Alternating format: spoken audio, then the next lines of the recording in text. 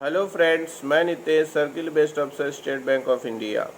Friends, जैसा कि मैं आपको बता चुका हूं कि मैं एसएससी सीजीएल को लेकर के वीडियो बना रहा हूं, तो एसएससी सीजीएल को ही ध्यान में रखते हुए मैंने पॉलिटी का क्विज कल शुरू किया था, तो जिसकी दूसरी कड़ी आज है। इस क्विज को मैं निरंतर रखूँगा ताकि इससे आने वाले प्रश्न आपके छूटे ना। तो उसी कड़ी में चलिए आज का क्विज शुरू करते हैं। तो सबसे पहला क्वेश्चन है, भारत की संघात्मक व्यवस्था निम्नलिखित में से किस देश से संबंधित है? संघात्मक व्यवस्था जो है वो कनाडा के संविधान से लिया गया है। लिखित संविधान का प्रारंभ निम्नलिखित में से किस देश में हुआ?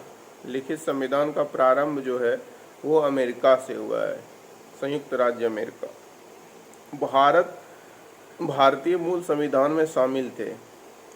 भारतीय मूल संविधान में 395 अनुच्छेद, 22 भाग और 8 अनुसूचियां थी। भारतीय संसदीय प्रणाली ब्रिटिश संसदीय प्रणाली से इस बात में भिन्न है कि भारत में, मतलब भारतीय संसदीय प्रणाली और ब्रिटिश संसदीय प्रणाली में अंतर है। किस बात का अंतर है? कि भारत में जो है न्यायिक पुनरावलोकन की प्रणाली है, न्यायिक पुनरावलोकन की प्रणाली है, जो कि ब्रिटिश संसदीय प्रणाली में नहीं है। भारत के संविधान में उद्देशिका का विचार लिया गया है। भारत के संविधान में उद्देशिका का विचार यूएसए के संविधान से लिया गया। उद्देशिका का विचार यूएसए के संविधान से। भारतीय राजनीतिक व्यवस्था में इनमें से कौन सर्वोच्च है? तो भारत में राजनीतिक व्यवस्था में सर्वोच्च संविधान है। निम्नलिखित में कौन सी एक भारतीय संघ राज्य पद्धति की विशेषता नहीं है? यह संघबद्ध होने वाली इकाइयों के बीच एक सहमति का परिणाम है। भारतीय संविधान में राज्यों के संघ की संकल्पना को प्राप्त किया गया है। राज्यों के संघ की संकल्पना जो है वो ब्रिटिश नॉर्थ अमेरिका अधिनियम से लिया गया है। संकल्पना भारत जो है भारतीय संविधान में राज्यों के संघ की संकल्पना जो है वो ब्रिटिश नॉर्थ अमेरिका अधिनियम से लिया गया है। उसके बाद अगला प्रश्न है, भारतीय संविधान सभा में कुल कितनी महिलाएं सदस्याएं थीं? तो भारतीय संविधान सभा में कुल 15 महिलाएं सदस्याएं थीं। भारतीय संविधान सभा का गठन किया गया था कैबिनेट मिशन 1946 के अंतर्गत। भारतीय संविधान सभा का गठन कैबिनेट मिशन 1946 के अंतर्गत किया गया था। भारत के संविधान का प्रारूप तैयार करने वाली संविधान सभा के सदस्य को विभिन्न प्रांतों की विधानसभा द्वारा चुना गया था। संविधान का प्रारूप तैयार करने वाली जो संविधान सभा थी उसके सदस्यों का चयन जो है वो विभिन्न प्रांतों की विधानसभाओं के द्वारा किया गया था।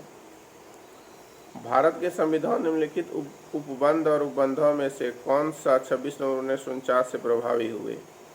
तो ये जो है नागरिकता और न्यायाधीशों की नियुक्ति, ये 26 नवंबर 1949 से प्रभावी हुए। नागरिकता और न्यायाधीशों की नियुक्ति।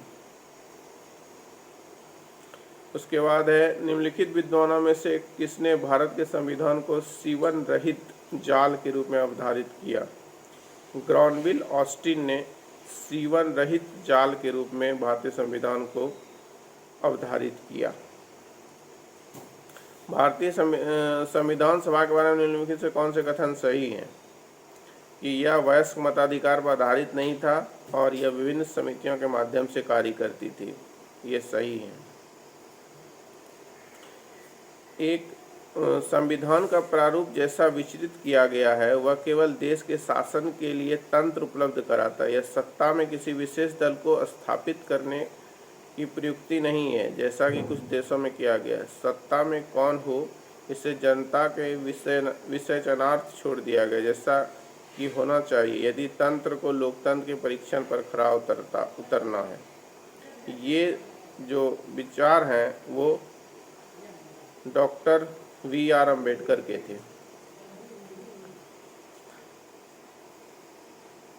अगला प्रश्न है, निम्नलिखित में से कौन सी विशेषताएं ब्रिटिश संविधान से भारत के संविधान में ली गई हैं?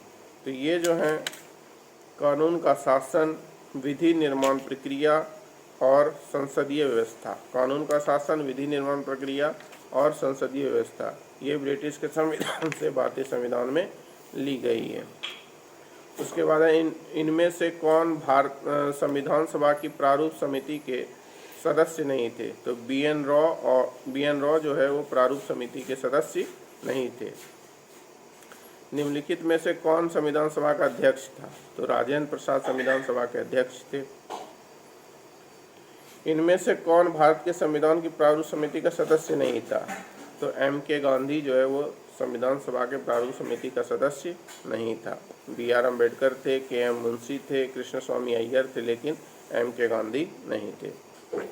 भारत के संविधान के निर्माण में संविधान सभा की मदद करने वाले 2 लोक सेवक निम्नलिखित में से कौन हैं? तो बी एन रॉ और एस एन मुखर्जी, ये 2 लोक सेवक थे। भारतीय संविधान सभा के किस सदस्य ने यह समाधान प्रस्तावित किया कि भारत का राष्ट्रीय ध्वज समान अनुपात में केसरी, सफ़ेद और गहरे हरे रंग का क्षैतिज तिरंगा हो, जिसमें बीच में गहरे नीले रंग का एक चक्र हो?